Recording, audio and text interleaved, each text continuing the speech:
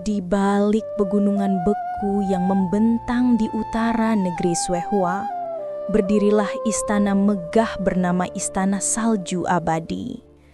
Setiap dindingnya berkilau putih, setiap tiangnya memantulkan cahaya bulan seperti cermin perak.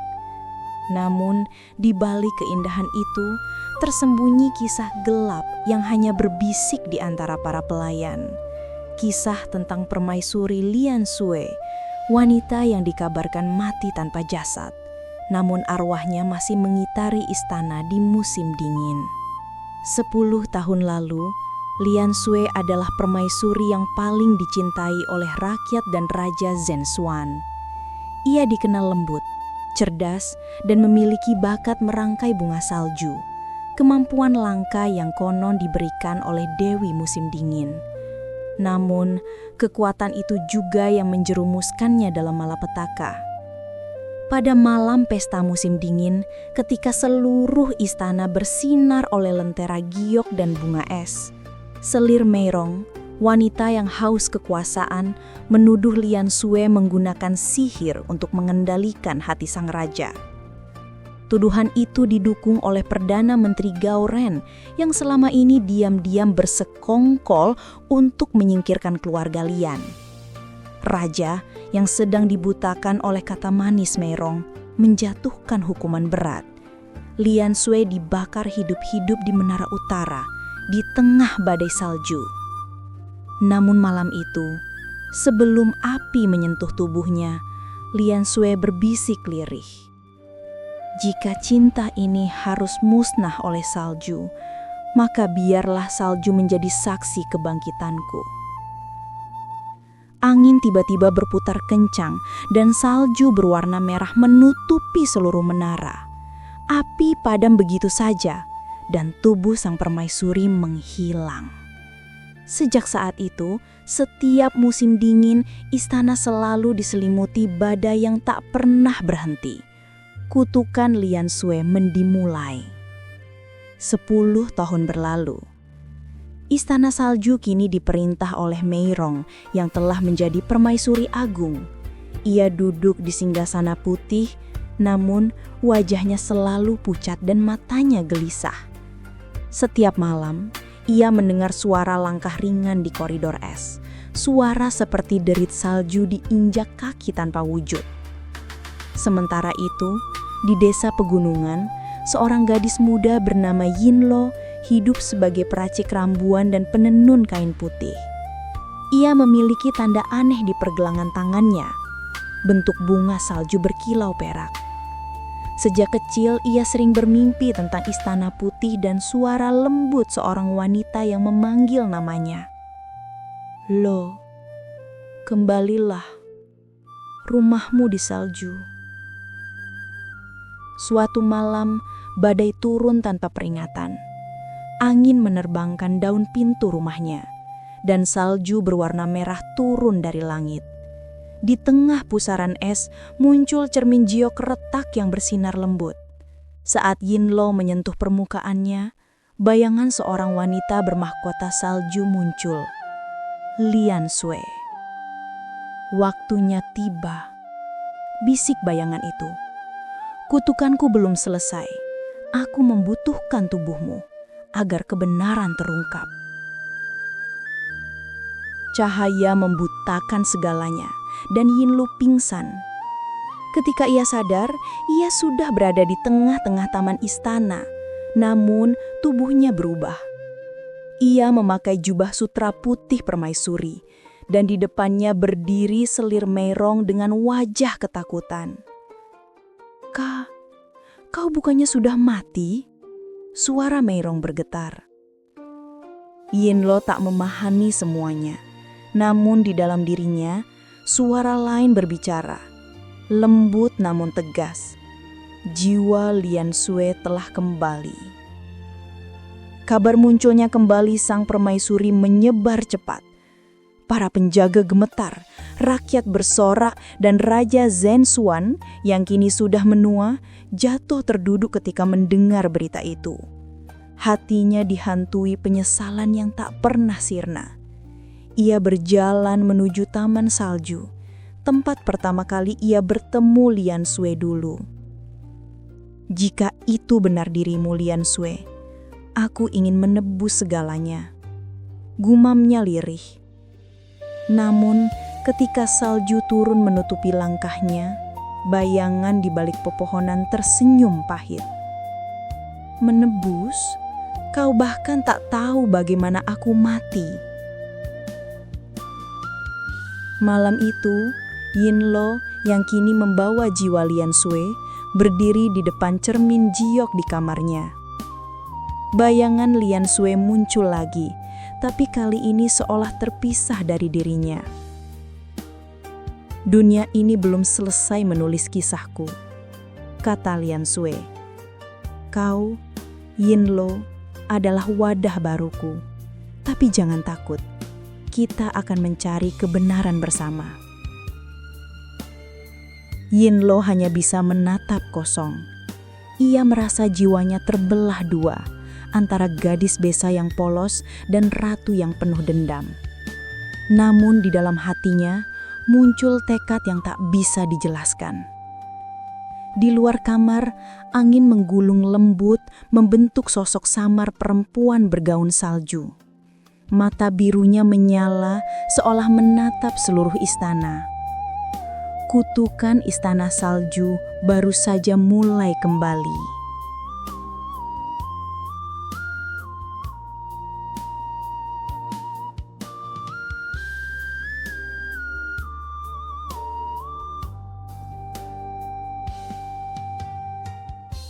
Fajar baru menyinari istana salju abadi. Namun cahaya matahari tak mampu menembus lapisan kabut putih yang menyelimuti langit. Para pelayan berlutut ketakutan karena kabar telah menyebar bahwa permaisuri Lian Xue telah kembali dari kematian. Raja Zhenwan memerintahkan agar Yinlo yang kini memegang jiwa Lian Xue dibawa ke balai rung putih. Namun langkah Yinlo terasa berat. Di sepanjang lorong istana, ia melihat wajah-wajah asing, seolah menyimpan dosa masa lalu. Di balik tirai sutra, suara lembut menggema. Yang mulia sudah menunggu. Ketika tirai tersibak, tampak Raja Zhenwan berdiri lemah di depan singgasana. Jubahnya berwarna abu-abu, matanya penuh keriput dan duka. Begitu melihat wajah Yinlo, tubuhnya bergemetar hebat. "Lian Xue, apakah benar itu kau?" bisiknya. Yinlo menunduk. Ia ingin menjawab bahwa dirinya bukan Lian Xue sepenuhnya, tapi suara di dalam hatinya, suara sang permaisuri lebih kuat. "Yang mulia," kata Lian Xue melalui bibir Yinlo. 10 tahun lalu aku tidak mati. Aku dikurung dalam api dan salju karena pengkhianatan orang-orang yang kau percaya." Suasana istana membeku. Raja terdiam, menatap tak percaya. Siapa? Siapa yang berani melakukannya? Yinlo tersenyum samar. "Yang kau sebut permaisuri sekarang." Nama Merong bergema seperti petir di ruang itu. Para pelayan bergemetar. Raja memejamkan mata, seolah menyadari sesuatu yang selama ini ia tolak untuk percaya. Sementara itu di kamar permaisuri agung, Merong menatap cermin besar. Bayangannya sendiri tampak semakin tua. Kulitnya mulai retak seperti es. Ia berusaha memulas wajahnya dengan bedak giok, namun tangan bergetar. Tiba-tiba bayangan lain muncul di cermin, Lian Xue dengan senyum dingin. "Menikmati singgasanaku, Merong?" Merong menjerit dan memecahkan cermin itu. "Kau, ruh terkutuk, aku sudah menghancurkanmu." Namun suara itu tetap menggema. Kutukan tidak bisa dihancurkan dengan kebohongan. Malam harinya, Yinlo duduk di balkon tinggi, menatap salju yang turun. Angin membisikkan nama-nama asing di telinganya. Jenderal Han, Perdana Menteri Gowon, dan Pendeta Salju. 3 orang yang tahu rahasia malam pembakaran 10 tahun silam. Suara Lian Xue bergema di pikirannya. "Kita harus temukan mereka, satu persatu." Yinlo menelan ludah. Dan setelah itu, Lian Xue menjawab dingin. "Kebenaran dan keadilan." Keesokan harinya, ia meminta izin untuk menziarahi kuil suci di puncak gunung, alasan yang tak bisa ditolak oleh Raja Kanwan. Ia didampingi pengawal muda bernama Rohan, seorang penjaga setia yang diam-diam pernah melayani Lian Shui di masa lalu. Dalam perjalanan, mereka melewati padang es yang sunyi. Yinluo bertanya pelan, "Ruohan, apakah kau percaya aku permaisuri yang telah kembali?" Ruohan menatapnya lama. "Aku tak tahu siapa dirimu, tapi matamu menatap seperti Lian Shui dulu menatap salju pertama."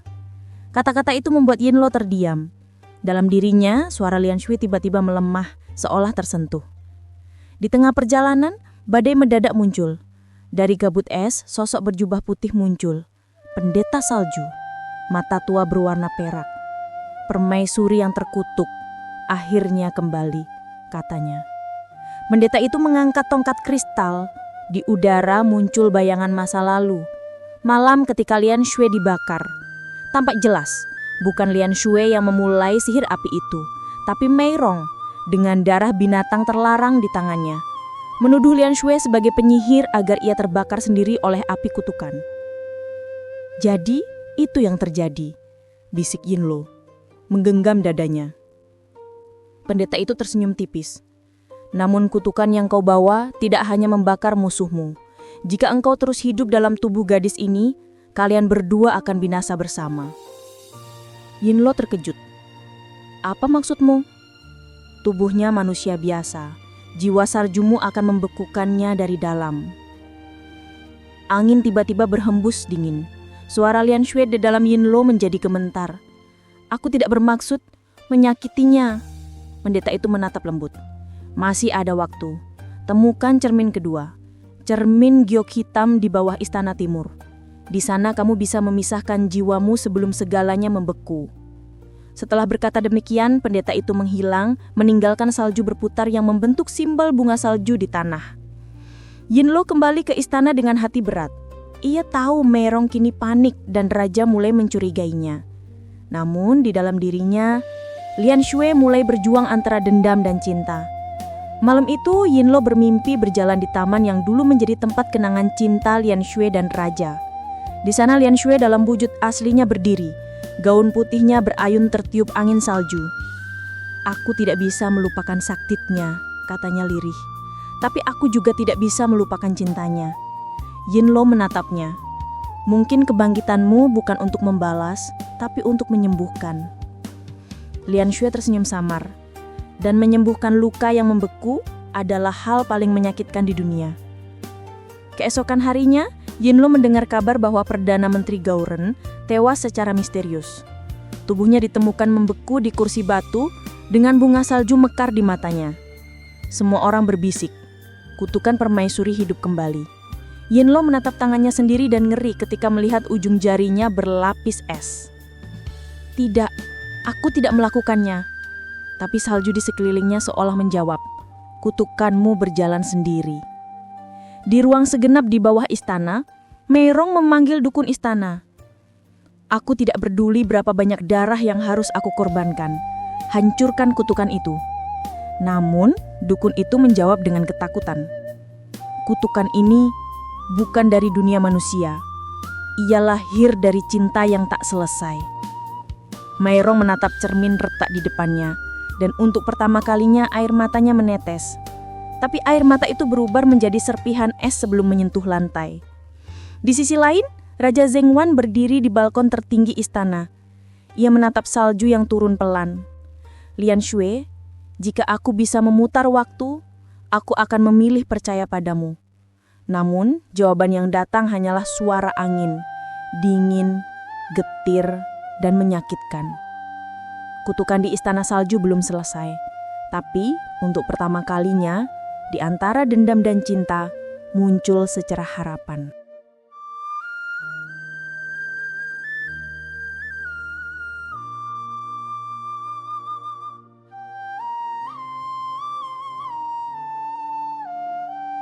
Malam menebar aroma logam dingin. Salju turun tanpa suara, seolah menutupi dosa-dosa lama.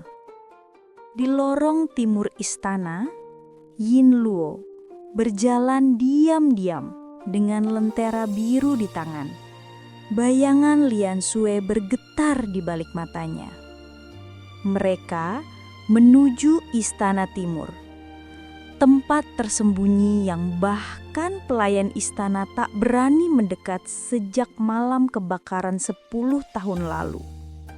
Di bawah reruntuhan kuil kecil, dikatakan tersimpan cermin giok hitam, benda kuno yang mampu memisahkan jiwa dan tubuh. Yin Luo berlutut di depan pintu batu, menggambar simbol salju di udara dengan jarinya. Angin berputar dan pintu itu perlahan terbuka. Di dalamnya, ruangan itu dipenuhi kabut biru dan suara gemerincing halus suara jiwa-jiwa yang terperangkap. Lian Xue berbisik dalam hati, "Ini tempat aku mati dan juga tempat aku lahir kembali." Di tengah ruangan berdiri cermin raksasa, hitam mengkilap seperti es bekutan pada dasar. Namun bayangan di dalamnya tidak meniru gerakan Yin Luo. Ia berdiri sendiri, tersenyum dingin. "Selamat datang kembali, permaisuri salju," kata bayangan itu. Yin Luo terpaku. Kau siapa?" Bayangan menjawab, "Aku adalah bagian dirimu yang tertinggal di malam pengkhianatan itu. Aku menyimpan dendam yang kau buang." Tiba-tiba dari bayangan itu keluar tangan es, menembus cermin dan menggenggam lengan Yin Luo. Rasa dingin menjalar hingga ke tulang. Lian Xue menjerit dari dalam, "Jangan biarkan dia mengambilmu." Namun kekuatan bayangan itu semakin besar. Sekitar ruangan, bunga salju bermekaran di udara. Indah sekaligus mematikan. Tepat saat Yin Luo hampir terseret ke dalam cermin, Ruohan menerobos masuk, menebas bayangan itu dengan pedang spiritual milik istana. Cermin bergetar, retak halus menyebar di permukaannya. "Pergi dari sini, cepat!" teriak Ruohan. Namun, Lian Xue di dalam tubuh Yin Luo tahu cermin itu belum bisa dihancurkan. Dia berbisik, "Cermin itu menyimpan kekuatanku. Jika hancur, aku akan lenyap sepenuhnya." Yin Luo menatapnya dari dalam hati. "Kau ingin aku memilih antara hidupku dan jiwamu?" "Tidak," jawab Lian Xue lirih. "Antara dendam dan kebebasan." Mereka melarikan diri dari istana timur. Namun, kabar perbuatan mereka segera menyebar. Di Balai Harung, Mei Rong tersenyum dingin ketika mendengar laporan pengintai. "Cermin giok hitam sudah retak. Bagus, artinya kutukan mulai runtuh dan aku akan bebas dari bayangannya." Tapi tak lama setelah itu, dinding kamarnya tiba-tiba tertutup lapisan es. Di cermin, bayangan Lian Xue muncul lagi. Kali ini tersenyum getir. "Bebas dari aku, tidak ada yang bebas dari kebenaran, Mei Rong." Mei Rong menjerit, tubuhnya mulai membeku dari ujung jari. Ia menatap ke langit-langit memanggil Raja Zhen Yuan dengan suara serak, "Yang mulia, tolong aku." Namun raja sedang duduk sendirian di ruang doa, menggenggam surat lama bertuliskan nama Lian Xue. Ia berlutut, menatap ke langit, dan akhirnya menangis. Di sisi lain, Yin Luo dan Ruohan bersembunyi di paviliun terpencil. Ruohan mengobati luka di tangan Yin Luo. "Kau terlalu banyak menanggungnya. Dendam orang mati bukan tanggung jawabmu." Yin Luo menatap tangannya yang perlahan tertutup bunga es. Jika aku tak bantu dia, siapa lagi yang akan memperjuangkan kebenarannya? Ruohan diam sejenak lalu berkata lirih, kebenaran kadang hanya menambah penderitaan bagi yang masih hidup. Suara Lian Xue terdengar pelan. Dia benar, tapi tanpa kebenaran, jiwaku akan terjebak selamanya antara salju dan api. Malam berikutnya, Yin Luo bermimpi. Ia berdiri di hamparan salju tanpa akhir. Di depan, tampak dua sosok dirinya sendiri dan Lian Xue dalam wujud aslinya. Di antara mereka, berdiri sosok laki-laki berjubah hitam. Raja Zhen Yuan muda. Tersenyum getir. Aku mencintaimu, Lian Xue. Lian Xue menatapnya dengan air mata.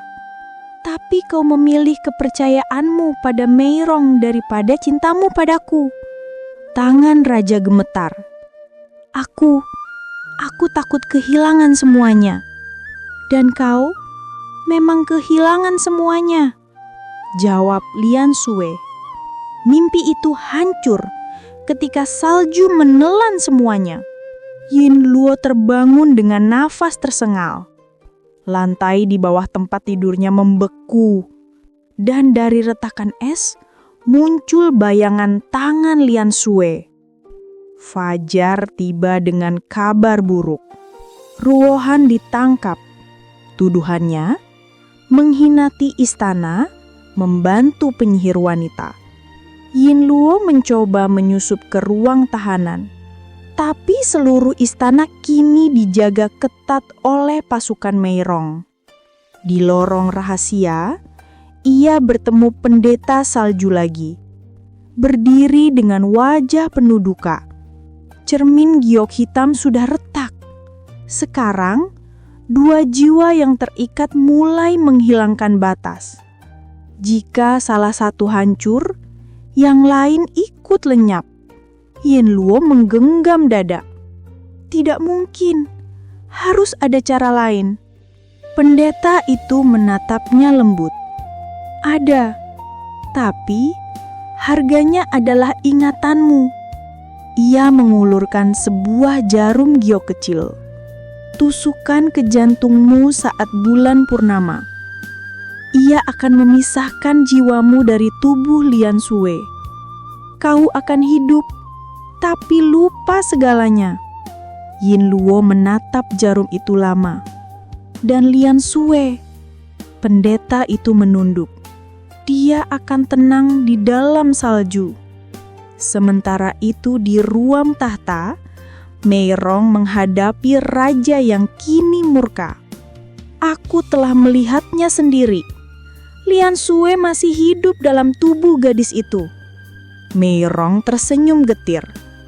Yang mulia, apakah kau akan menghukumku karena hantu masa lalu?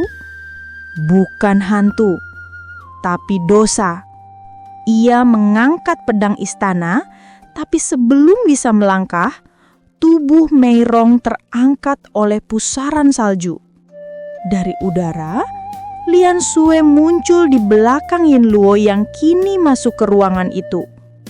Meirong, suara Lian Xue menggema. Ini akhir dari kebohonganmu. Namun tiba-tiba, tubuh Yin Luo mulai bergetar. Lian Xue mengambil alih sepenuhnya. Cermin giok hitam yang retak memantulkan cahaya, menarik keduanya kembali ke ruang bawah tanah. Raja menjerit memanggil nama Lian Xue, tapi angin membungkam suaranya. Di bawah istana, Yin Luo dan Lian Xue kini berdiri di depan cermin yang hampir hancur. Lian Xue menatap refleksi dirinya. Waktuku habis. Kutukan ini hanya bisa dihakiri oleh pengorbanan. Tidak! Teriak Yin Luo. Aku tidak mau kehilanganmu. Dengar aku Yin Luo. kau memberiku kesempatan terakhir untuk mencintai tanpa dendam. Biarkan aku pergi. Dengan senyum tenang, Lian Xue mendorong Yin Luo keluar dari lingkaran salju. Cermin pecah, menyebarkan cahaya putih menyilaukan. Saat debu es jatuh ke tanah, Yin Luo terbangun sendirian. Di hadapannya hanya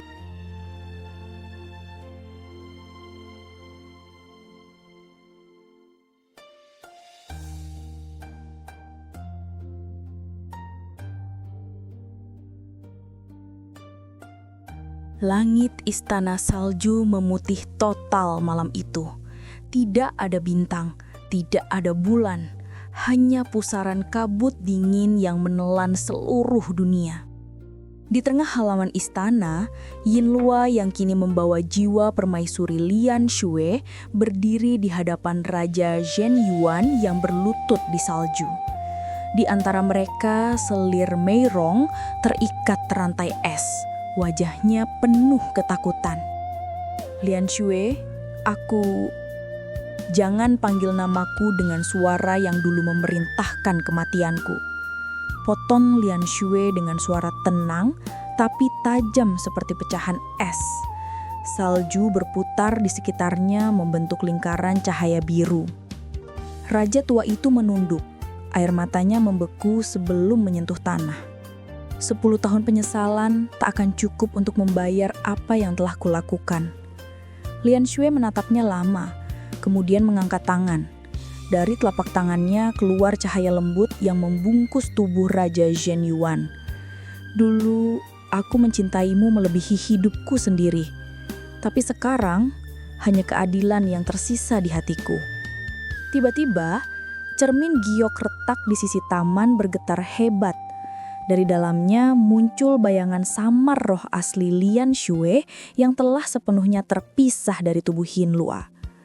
Wajahnya pucat, matanya kosong, dan di belakangnya tampak ribuan arwah pelayan istana yang tewas saat malam pengkhianatan dulu.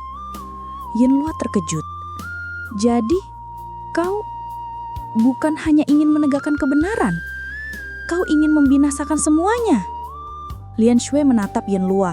Senyum getir terukir di bibirnya. Dendam tidak bisa padam dengan ampunan, Luo. Aku sudah terlalu lama menunggu hari ini. Arwah-arwah itu mulai merangkak keluar dari cermin, mengelilingi istana. Es menjalar ke dinding, tiang dan atap, memerangkap semuanya dalam balok kristal beku. Teriakan para pengawal menggema di istana, perlahan membeku menjadi monumen abadi. Yin Luo menggenggam dadanya, merasakan 2 jiwa berperang dalam tubuhnya. Ia menatap roh Lian Xue dengan mata berkaca-kaca. Jika kau teruskan ini, tidak ada yang akan tersisa, bahkan kenanganmu pun akan hilang bersama es. Lian Xue menatap Yin Luo ragu. Untuk saat-saatan badai berhenti, hening. Hanya detak jantung Yin Luo yang terdengar. Raja Zhen Yuan bangkit lemah. Jika kematian bisa menebus semuanya, biarlah aku jadi penutup kutukan ini. Ia melangkah menuju Lian Xue dan menancapkan pedang salju perak ke dadanya sendiri. Cahaya biru memancar dari luka itu, menyelimuti seluruh istana. Lian Xue menjerit, "Tidak!" Seketika kenangan mereka berdua muncul di udara. Tawa di taman salju, janji di bawah lentera giok, dan ciuman pertama di malam badai. Semua berlintas cepat seperti serpihan kaca. Yin Luo berlutut, menatap 2 jiwa di depannya, cinta yang tak terselamatkan dan penyesalan yang terlambat ditebus. Ia menyatukan tangan, membisikkan mantra kuno yang muncul di benaknya tanpa sadar. Biarlah cinta ini membeku menjadi kenangan, bukan dendam. Cahaya putih menyelimuti semuanya. Es yang melingkupi istana perlahan mencair, mengalir menjadi air jernih. Angin berhenti berputar. Cermin giok retak hancur berkeping-keping, dan arwah Lian Xue menatap Yin Luo terakhir kalinya. Terima kasih Luo, karena kaulah hatiku akhirnya bisa tenang. Senyum tipis muncul di bibirnya sebelum tubuhnya berubah menjadi butiran salju yang menari di udara, lalu menghilang. Beberapa hari kemudian, salju berhenti turun untuk pertama kalinya dalam 10 tahun. Rakyat Suehua keluar dari rumah mereka, menyaksikan matahari musim dingin bersinar lembut di atas istana yang kini hanya tersisa reruntuhan kristal. Di tengah reruntuhan itu Yinlua berdiri, mengenakan jubah putih sederhana. Ia menatap ke arah utara, ke tempat cermin giok pernah berdiri. Ia berkata perlahan, "Ratu Salju telah pergi, tapi kisahnya akan selalu hidup dalam hati negeri ini." Burung-burung salju terbang melewati langit biru muda, dan ketika satu butir salju jatuh di telapak tangannya, Yinlua tersenyum. Bentuknya, bunga salju perak yang sama seperti tanda di pergelangan tangannya. Lian Xue tak benar-benar pergi, ia hanya berubah menjadi musim yang abadi.